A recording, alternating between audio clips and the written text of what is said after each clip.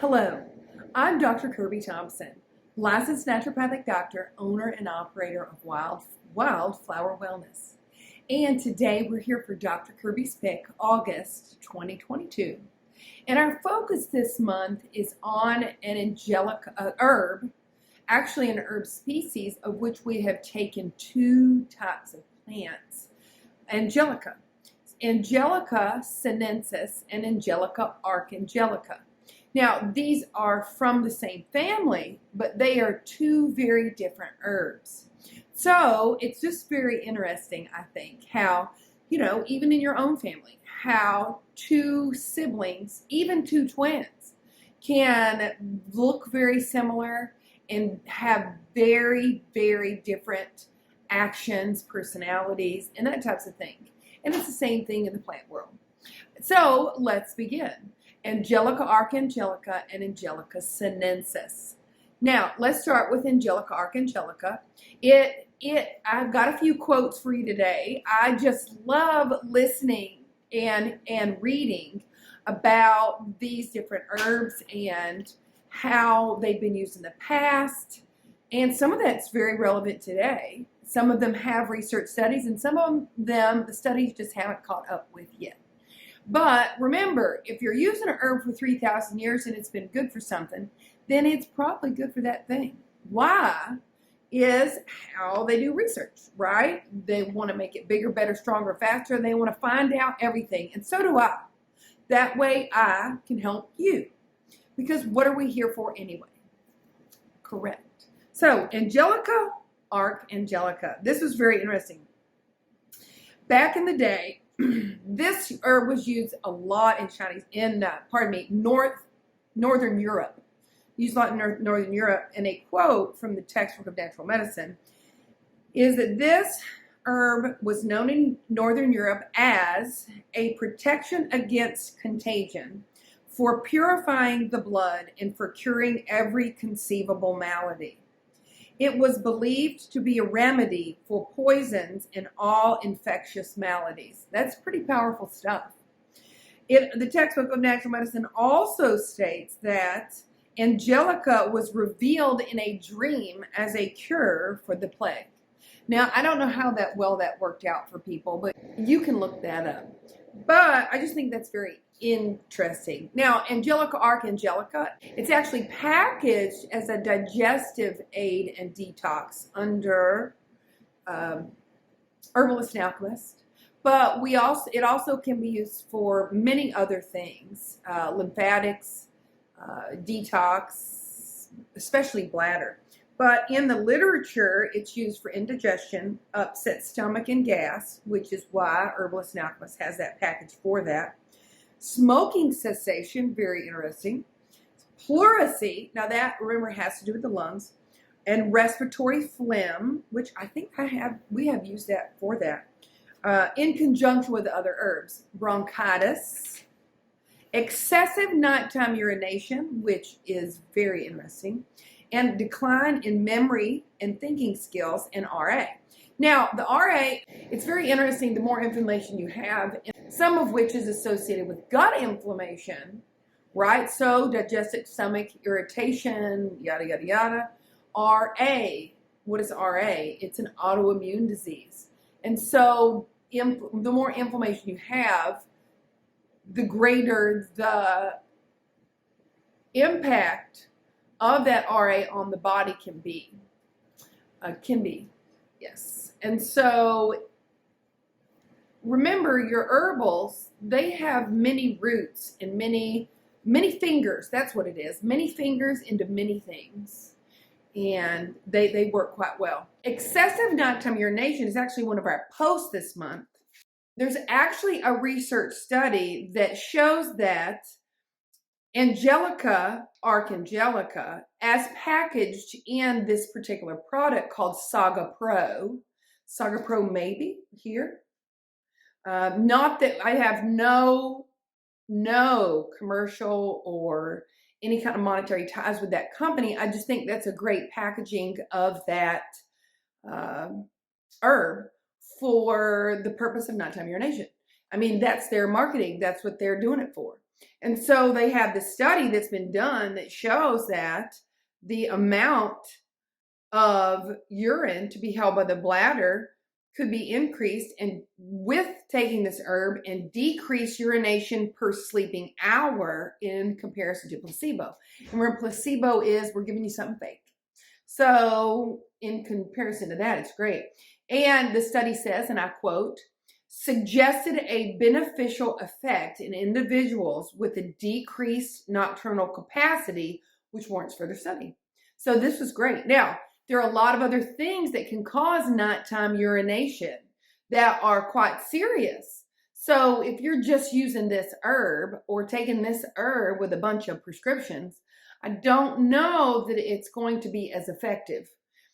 So always make sure that you're checking this out with your doctor, making sure that this is okay for you to take if you are on prescriptions or have been diagnosed with, something like renal failure or heart failure or peripheral edema or nephrotic syndrome or diabetes or, something of that nature, liver disease, right? Because those can increase nighttime urination and they are serious conditions.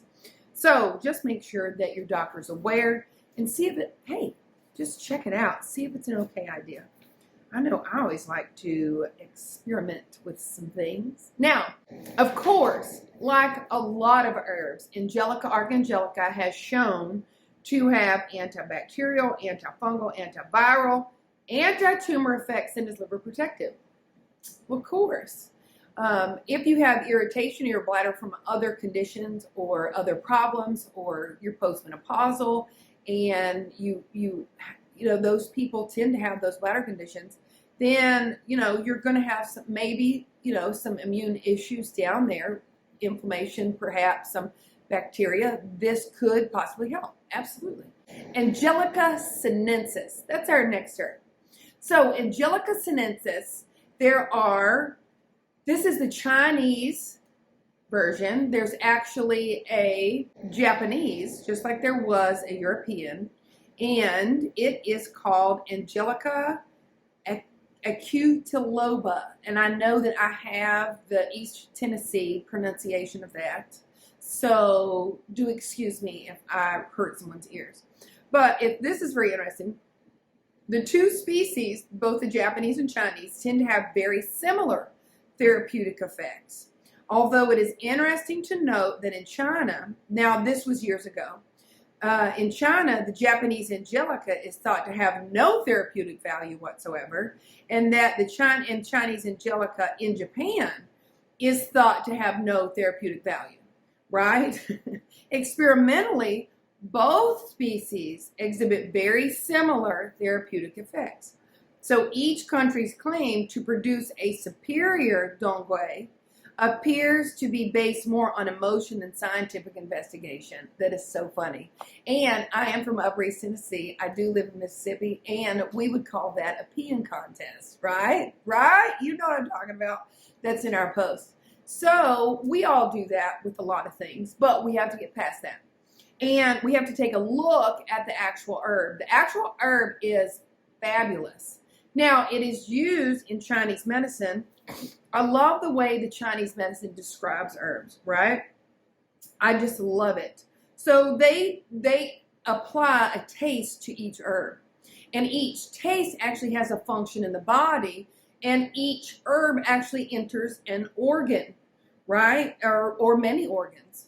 And depending on the temperature of the herb, it can do other things. And everything goes together. Then they take that herb and they put it in a formula that is for you. And a lot of times those are, I wouldn't say cookie cutters, but a lot of times it's, classic. That's it. Classic, not good. It's the classical formula for the condition. But everybody has something different going on. So a lot of times your Chinese medical practitioner will actually add other herbs for your individual presentation. And we do something similar in our clinic. The Chinese Angelica sinensis, dongui, also called dongui, also called tongkui in some other places. And there's so much more information about this herb that is to be found and to go over. In fact, in Chinese medicine, depending on where you get this from the root, or the root, as I always say, it actually has a greater force to move blood instead of nourish blood. So you even are more specific about where you get it, and it's got different names accordingly. We're not going to get that specific here. We're just going to go over the general herb. So taste is sweet, acrid, and bitter. The temperature is warm. Now, if you have a hot person with a warm condition, do you really want to use a warm herb? No. Or you could use it if you toned it down with other herbs. Sure, yes. But you wouldn't want to use it by itself. Now, not all the time. Entering meridians. It enters the heart, the liver, and the spleen. Remember, the liver is regulatory, and this tends to be used in a lot of female formulas, and some females just take it by itself. And remember that liver is regulatory, and the spleen is associated, with qi and blood in the liver too. So the dongui is actually in the tonify the blood section. So the actions of this herb are tonify the blood and regulate the menses. Menses, what's that? Amenorrhea, it's used in a lot of menopausal formulas. And some of the effects we'll talk about later that have been found in research studies, right? Relaxing that muscle, things like that. Invigorates and harmonizes the blood and disperses the cold. Stops the pain due to blood stasis. What is blood stasis? Blood stasis means it's just sitting there, right? Blood stasis allows for growth. So you don't want that in anywhere, really. It moistens the intestine and unblocks the bowels. So it actually is used to stimulate the bowels in deficiency conditions. Remember, we want to strengthen the body and move the blood. Otherwise, you get qi stagnation, and nobody wants that. It reduces the swelling, expels the pus, regenerates the flesh, and alleviates pain. And you'll look when we go over the pharmacological actions how you would understand it in scientific medicine. These are actually very similar, very similar. Stops the cough and helps with dyspepsia. So it's a very broad understanding, but when we take a look, which we're going to right now, can an herb do more than that for which it has been researched? Absolutely. But we do need to understand it is what does the proverb says? It is the something of a king to search out a matter. So, it's really important. We want to be educated. We want to know these things. My people perish for lack of knowledge. Often people come in the office and they say, hey, I tried this, and this worked, and I still have these problems. And I'm like, okay. And so then we work on it together. So knowledge is power, but application of that knowledge with different branches and putting it all together, that's a whole other thing. And we all work together in that. So let's take a look at the science, not the science. Let's take a look at science. And it is shown to have phytoestrogenic activity. Now, that doesn't mean, oh my Lord, it makes estrogens. It does not. It goes into the receptor and can either block estrogens from going in or stimulate some estrogenic activity. So it actually is more of what you call a modulator of estrogens instead of and so it modulates. It actually can be used in both deficient and excess conditions. But like I said, I sometimes use it as a single, but most of the time in conjunction with other things, either in a formula or together with a couple of other supplements. And herbs, of course, herbs. It also has analgesic activity. Now, as we saw in the Chinese, it says, invigorates and harmonizes blood and disperses cold, stops the pain due to blood stasis. Well, they researched the analgesic activity, and they actually showed in animal studies, both the Japanese and Chinese version, were shown to be 1.7 times greater to relieve pain than aspirin. And because of this, it is often used in uterine cramps, headaches, and arthritis, as my grandmother used to say. Arthritis. So it has also been shown to have cardiovascular effects, right? And this means that it dilates the vessels, right, due to blood stasis. What is blood stasis? Blood not moving, blood conglomerating, you know. So, and that's a whole other topic which we should talk about and will. But it can relieve spasms of smooth muscle, and also dilate the blood vessels. So technically it could be used in hypertension, and actually is. And remember that smooth muscle relaxing effect actually can be used in, you know, oh my Lord, I'm cramping the cramps, right? Not everybody, but some people are blessed not to have that issue. I usually don't have that issue. But it also has been known to relax smooth muscle of the uterus as well, and has been used in some cases of asthma, actually.